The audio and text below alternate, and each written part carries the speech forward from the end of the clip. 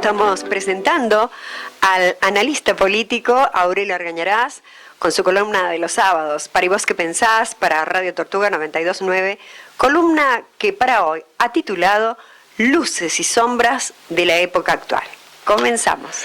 Bueno, a mí me pareció que era un tema interesante para cerrar el año de nuestras, digamos, de nuestros sábados en la radio.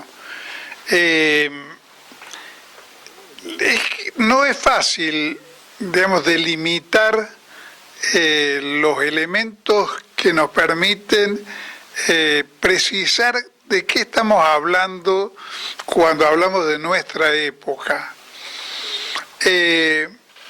Nunca ha sido fácil eso porque, digamos, hacer cortes arbitrarios en el tiempo siempre es algo extremadamente riesgoso, porque si bien en la historia hay momentos de ruptura, de crisis, también hay siempre elementos de continuidad que, digamos, que le dan una especie de continuum digamos, al desarrollo histórico.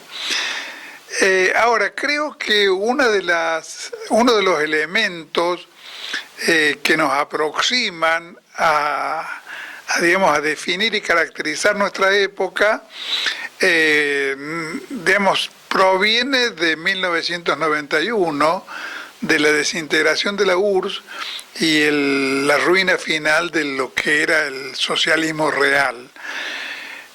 Durante un tiempo eso generó una situación en la cual Estados Unidos parecía ser el amo universal. Digamos, el mundo había dejado de ser dicotómico aparentemente, porque, bueno, el otro contendiente había desaparecido, se había desintegrado y había quedado además, después de esa integración, en una situación muy caótica de pérdida no solamente moral, sino de pérdida material. El gobierno de Yeltsin en Rusia fue una especie de calamidad al cuadrado. Y la política norteamericana y europea, contra lo que parecían ser las expectativas muy ingenuas de Gorbachov, vivió esa situación como una oportunidad de destruir a Rusia. La expectativa de Gorbachov era que Rusia se incorporara al mundo occidental. Inclusive había una especie de ensoñación según la cual, después de ciertos ajustes o ciertas transformaciones internas, Rusia podía pasar a gozar de una situación semejante a la que vivían los países nórdicos, Alemania, el conjunto de la Europa occidental, y con toda razón, un marxista ruso que había estado preso durante la época de la Unión Soviética, cosa que solamente en apariencia es una paradoja, porque justamente una de las cosas que había caracterizado la ruina del régimen estalinista era, digamos, el abandono del marxismo.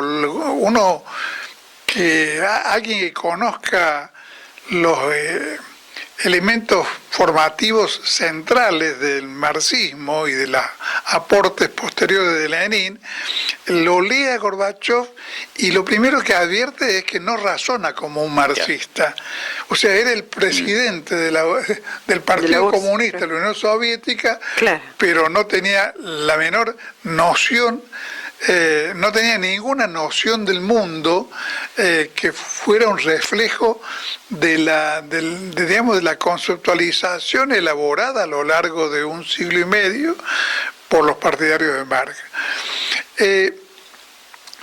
Y entonces, con toda razón, este autor marxista ruso, Boris Kagarlinsky, decía que no advertían los que se ilusionaban con Gorbachev, que en lugar de parecerse a Suecia, Rusia podía llegar a parecerse a Brasil. Ajá, claro. Y lo decía, Claro. creo que con una visión, yo no diría despectiva No, claro. de Brasil, sino como diciendo a un país del mundo periférico. Brasil desde ese momento, en las últimas décadas, ha tenido un desarrollo importante, pero eso no quita que siga siendo un país del mundo periférico, colonial o semicolonial, como la Argentina, por otra parte. Comparativamente Brasil está mucho mejor que la Argentina. Sí, claro. No solamente en el gobierno actual que tiene, sino estructuralmente. Brasil ha desarrollado una industria importante, mientras que la Argentina ha tenido varios gobiernos que se han dedicado a destruirla. Pero bueno, el otro elemento con el cual se podría hacer una especie de contrapunto Sí, respecto del significado y de las repercusiones que tuvo la desintegración de la URSS es el ascenso chino. claro. El ascenso chino, que tiene como un episodio de ese ascenso, porque claramente, aunque son varios los países que lo integran, China es el país pivot, la constitución de los BRICS. Indudablemente, claro, Y- sí. Y un avance económico, productivo y tecnológico, y de sus niveles de vida, y sobre todo el desarrollo científico y tecnológico. China hace absolutamente lo contrario de lo que está haciendo Milei acá. Cada vez invierte más en ciencia básica, en investigación y desarrollo científico y tecnológico, que es lo que permite a los países aspirar a formar parte del mundo avanzado. Milei se llena la boca con el tema de que dentro de tantos años vamos a ser Alemania, pero no, digamos, aunque no estuviera Milei, jamás podríamos llegar a aproximarnos a los países centrales sin un desarrollo científico y tecnológico propio, digamos, que requiere, por supuesto, grandes inversiones, lo que no significa de ninguna manera regalarle plata a los investigadores para que hagan lo que quieran, Claro. como algún irresponsable por ahí pretende que el Estado fomente cualquier tipo de investigación, Claro. la que a los investigadores les interese. No, eso tiene que ser ordenado en función de las prioridades de la ciencia y la técnica nacional, y de la ciencia y la técnica asociada con la producción, como ocurre en realidad en los grandes países. En las universidades de los grandes países están estrechamente vinculadas al mundo industrial, al mundo de la producción, y se produce una especie de retroalimentación entre lo que es la práctica de las prácticas tecnológicas, las prácticas de la utilización industrial de los avances científicos y el desarrollo mismo de las investigaciones. O sea, las investigaciones se orientan. Pero bueno, en ese marco, hace algunos años, y en alguna medida asociada a esta constitución de los BRICS, hemos empezado a vivir una notoria crisis de la hegemonía mundial estadounidense y occidental, que está en este momento claramente en disputa, cosa que a su vez crea en la conciencia de los que de una manera u otra en el plano de la cultura creemos formar parte de Occidente, como ocurre con los argentinos, una especie de trastorno de la conciencia, porque no podemos ni siquiera, nos parece natural que el mundo sea liderado por Estados Unidos o Europa, pero nos parece una cosa absolutamente traída de los pelos pensar en un mundo hegemonizado por China. Creo que la generalidad o el argentino medio del mundo intelectual, digamos, ¿no? Así, de la intelectualidad argentina, y ni hablemos del mundo industrial y del ciudadano semiculto, considera que un mundo hegemonizado por China es algo así como una invasión de los marcianos. Una cosa descabellada que no puede ser. Esto no puede estar ocurriendo. Bueno, y ese es un aspecto importante, donde evidentemente cuesta a ciertas facciones de la opinión pública advertir la catastrófica decadencia norteamericana. Hollywood no se ha detenido en retratar en algunos films, por ejemplo, el desarrollo de formas extremadamente precarias y bastante masivas de vida en los Estados Unidos. Creo que con un poco de curiosidad hemos visto en las ciudades norteamericanas formadas hileras de miles de carpas, de gente que vive en carpas, pero no porque está de vacaciones, que vive en carpas en plena ciudad, en condiciones extremas de precariedad. Y las reacciones de Trump con relación a la expulsión de los migrantes latinoamericanos, sobre todo, y del freno a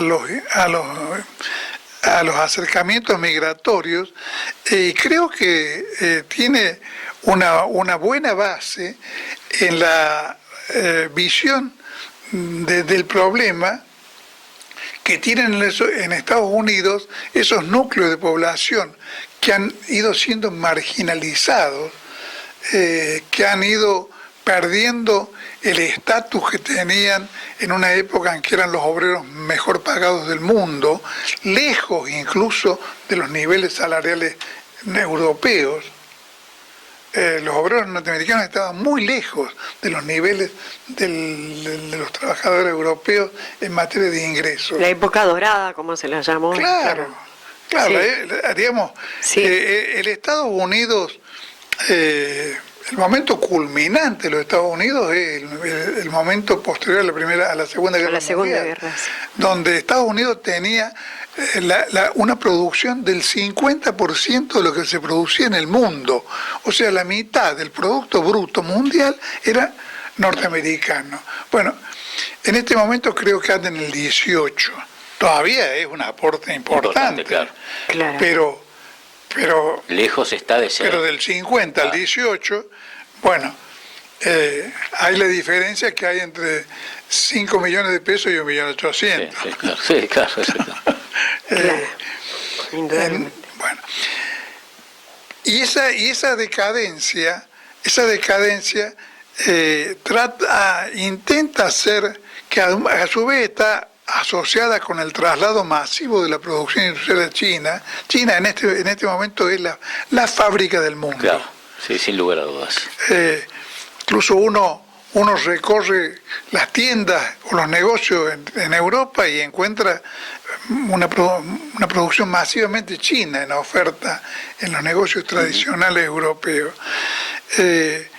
No me consta que sea así en Estados Unidos, pero el ingreso de productos industriales chinos a Estados Unidos es tan importante que Trump se ha visto obligado a revisar su voluntad de establecer aranceles altísimos a la producción china, porque hubiera encarecido enormemente, de una forma insoportable, el nivel de vida de la población norteamericana. Sí, y los costos de producción. Y de los costos de producción, de lo que queda, de lo que queda de desarrollo industrial en Estados Unidos.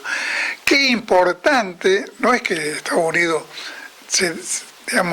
no tiene industrias, todavía sostiene una producción industrial significativa en el contexto mundial, pero que irremediablemente va perdiendo terreno, y va perdiendo terreno en calidad y en precios, sobre todo en precios, con relación a la producción china, que además de una producción cada vez más automatizada, cada vez en una escala de producción mayor y cada vez más asociada a los avances de la ciencia y la tecnología, de modo que en China hay, por ejemplo, las fábricas de automóviles BYD, uno le cuesta encontrar en los circuitos de producción de la fábrica seres humanos, claro, porque está prácticamente toda la producción en manos de robots. De robots, claro. Bueno, esa situación, esa disputa geopolítica, creo que es una de las cosas que define a la época y define el espíritu de incertidumbre en el cual nos vemos sumergidos todos, porque se trata de que estamos atravesando una época de transición. No es seguro hacia dónde, ni cuánto va a demorar, ni cuál es el desemboque de esa tradición. No se puede asegurar tampoco que todo esto termine en una catástrofe nuclear.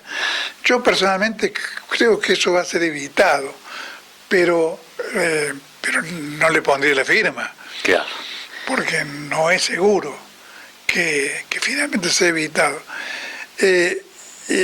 Cabe la posibilidad de que Estados Unidos logre finalmente tener la sabiduría que tuvo la élite inglesa en la época de decadencia del Imperio Británico, de decir, bueno, vamos a salvar todo lo que se pueda, pero nos vamos a acomodar a una situación en la cual ya no somos los dueños del mundo. Claro. Bueno, todo eso se verá. Pero ese es un plano. El otro plano es el avance de la ciencia y la tecnología que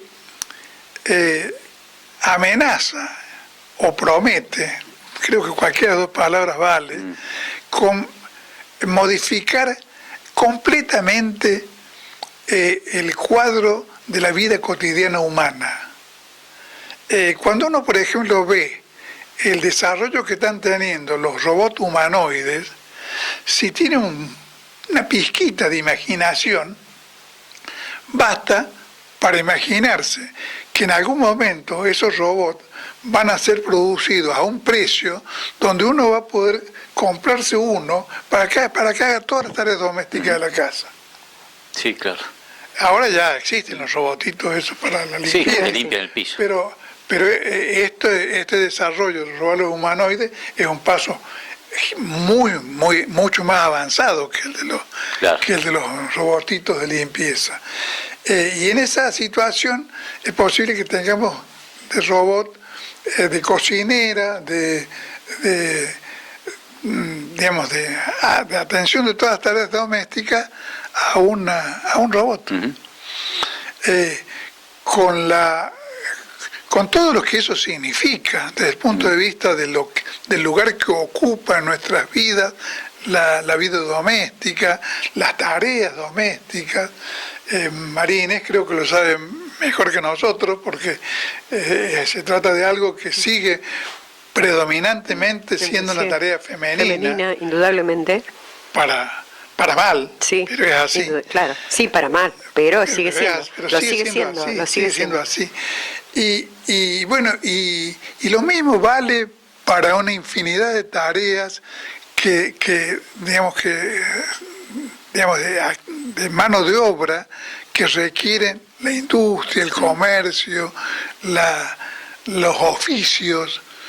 Una de las cosas que, por ejemplo, hay claramente razones para pensar que va a desaparecer, por lo menos como existe actualmente como profesión, va a ser la bioquímica, porque la bioquímica, los bioquímicos humanos mantienen un grado de incerteza que puede generar errores cada vez menores, porque las herramientas de análisis. La parafernalia es tan importante que, bueno, con cierta atención, pero todos los que entienden del tema dicen que los robots lo hacen mejor.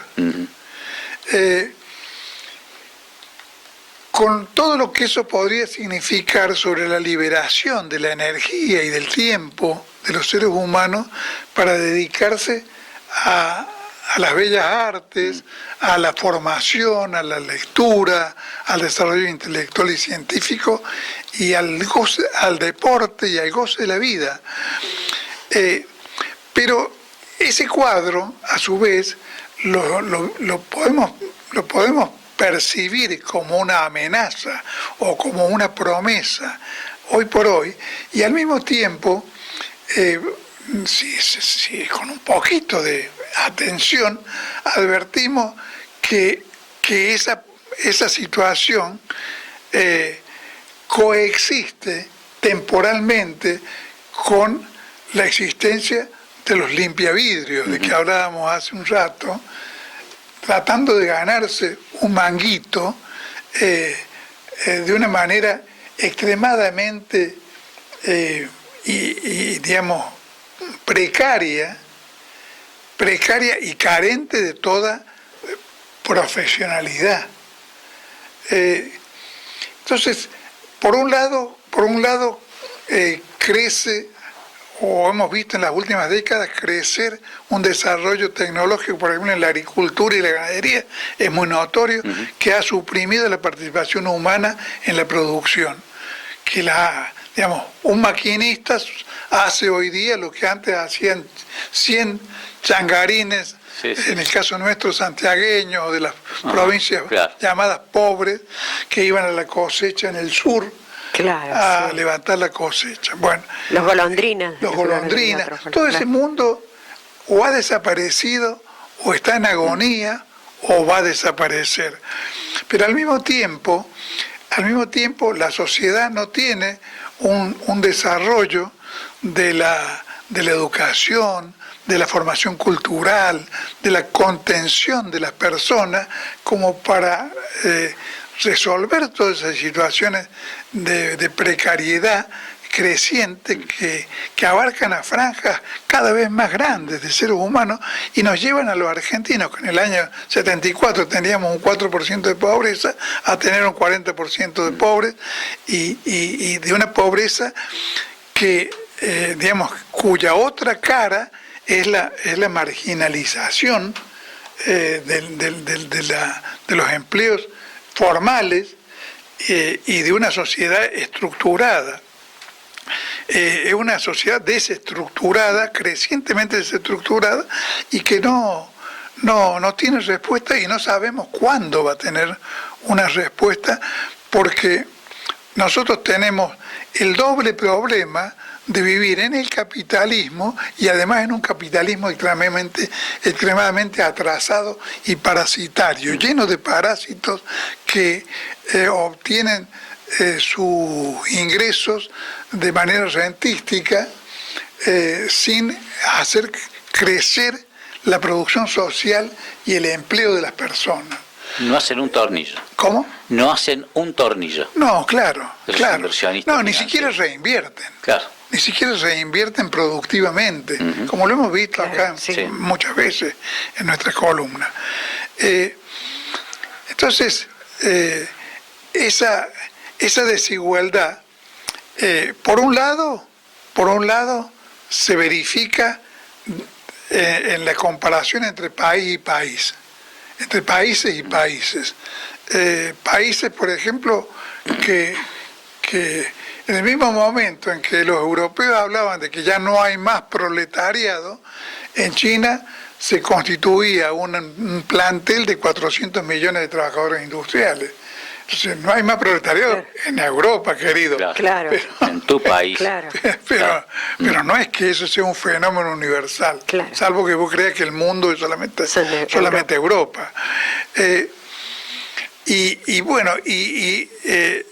Cuando hay un gobierno que gestiona los problemas sociales, nadie deja de cometer algún error o tiene alguna falla, pero que donde hay una atención coherente de todos estos procesos, el Estado, como ocurre de alguna manera en China, trata de ir generando el traslado, digamos, de la modernidad, o si se quiere le llamemos la posmodernidad, al conjunto de la superficie de la sociedad del país. Claro. Los chinos han hecho un esfuerzo particular por sacar de la pobreza las últimas fracciones del país que estaban todavía en una situación sumergida. Pero donde en realidad lo que se vive, como en el caso de la Argentina, es el desgobierno.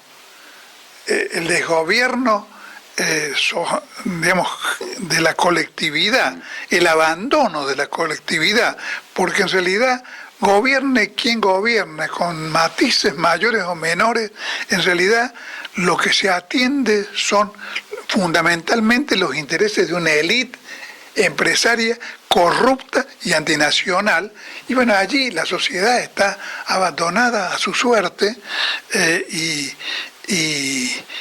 y condenada a una decadencia que esperemos que en algún momento encuentre freno, porque la Argentina era en algún momento el país más avanzado de América Latina y hoy está bastante lejos de poder mirar por sobre el hombro a alguien en el mundo. Claro. Bueno, entonces creo que eso, esto que estoy diciendo, tiene la pretensión de responder al título de las luces y las sombras. Claro. Porque tenemos por un lado las posibilidades, digamos, por el desarrollo científico, tecnológico y de los sistemas productivos más avanzados del mundo, una promesa que es liberadora de las condenas bíblicas que sufre la humanidad, el ganarás el pan con el sudor de tu frente, parirás con dolor y todas esas cosas que tienen miles de años, ¿no? Pero por otra, estamos en situaciones también de una oscuridad abismal, vinculada a su vez al hecho, y con esto vuelvo a la desintegración de la URSS, de que estamos en una época en la cual no hay una ideología que prometa con alguna consistencia un futuro humano diferente. En realidad lo que más creo que cunde en la sociedad actual, y creo que ese es un fenómeno, digamos, que posiblemente excluya países como China y algún otro, pero que es lo predominante en el cuadro mundial, que es la desesperanza, la falta de ilusiones respecto de que podamos construir un mundo mejor. Bueno, la historia dirá si eso es así, o si de alguna manera, aprendiendo de los errores que han cometido las fuerzas históricas que han tratado de proyectar la humanidad hacia adelante, aprendiendo sus errores, podemos retomar la senda de una carrera humanística, digamos, que nos permita aprovechar todos estos avances fabulosos que en realidad son elementos por sí mismos, son extraordinariamente liberadores. Claro. Con esas cosas empiezan a vaciarnos la cesera.